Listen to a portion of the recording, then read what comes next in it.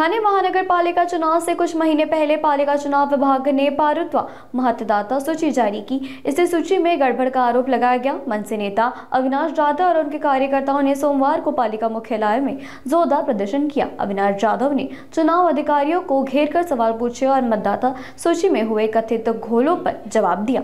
इसके बाद अतिरिक्त आयुक्त प्रशांत रेड्डी ने शिष्टमंडल से मुलाकात कर मामले पर चर्चा की। प्रदर्शन और घोषणाबाजी के कारण कुछ समय के लिए मुख्यालय में तणाव का माहौल बना रहा। मला असं वाटतं की ज्या प्रारूप याद्या जाहीर केल्या आहेत त्याच्यामध्ये प्रचंड घोळ आहे।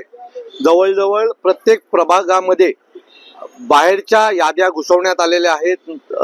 एक प्रभाग तर असा आहे की प्रभाग क्रमांक 3 त्याच्यामध्ये रेमंडची नावं आलेली आहेत। पाचव्या प्रभागातल्या लोकांची नावं तिकडे आलेली आहेत आणि मला असं वाटतं की जर अशा प्रकारे जर मतदार घुसवणार असाल, नगरसेवकांना आवश्यक असलेले मतदार आपल्या आपल्या वॉर्डामध्ये आणणार असाल तर या निवडणुका निष्पक्ष कशा होऊ शकतील। आम्ही अनेक झोल झालेत ते आता निवडणूक अधिकाऱ्यांना दाखवलेले आहेत, तेही निशब्द होते, त्यांनाही काही उत्तरं त्यांच्याकडे नव्हती। सो मला असं वाटतं की जर अशा प्रकारे निवडणुका झाल्या तर त्या जिंकणं कठीण होऊन जाईल।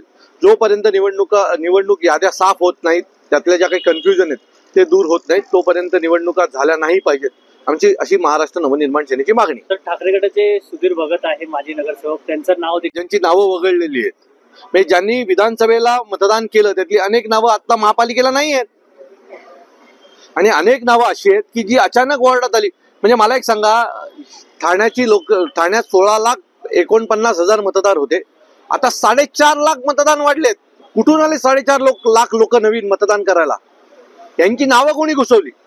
ही सगळी पाहता बघा, एक तुम्हाला मी सांगतो, कॅल्क्युलेशन निवडणुकीचं असं आहे की आम्हाला 8-8,500 मतं पडतात, निवडून येणाऱ्याला 9-9.5 मतं असतात, 1,000-1,500 मताने निवडणुकीचा रिझल्ट लागतो।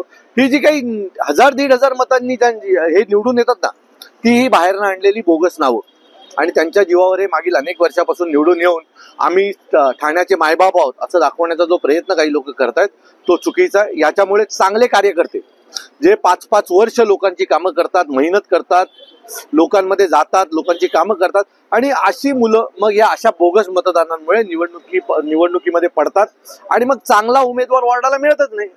कोणाची तरी बायको जी कधी रस्त्यावर आलेली नसते, जिचा काही राजकारणाशी संबंध नसतो, ती नगरसेवक होते आणि 5 वर्ष ती घरात बसून राहते, त्यामुळे त्या वॉर्डाची वाट लागते। माझी मतदारांना पण विनंती आहे, चिन्ह पाहू नका, काम करणाऱ्या मुलांना संधी द्या, नाहीतर तुमच्या शहराचा वाटोळा होईल, एवढं नक्की। मतदारांच्या फायद्यासाठी